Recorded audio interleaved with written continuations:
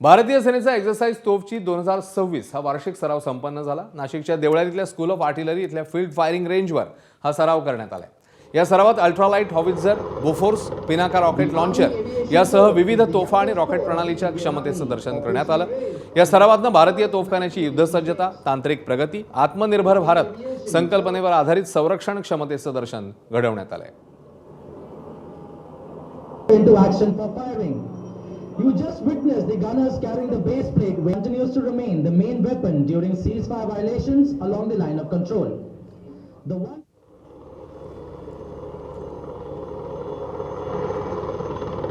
The Army Aviation Corps is the youngest corps of the Indian Army.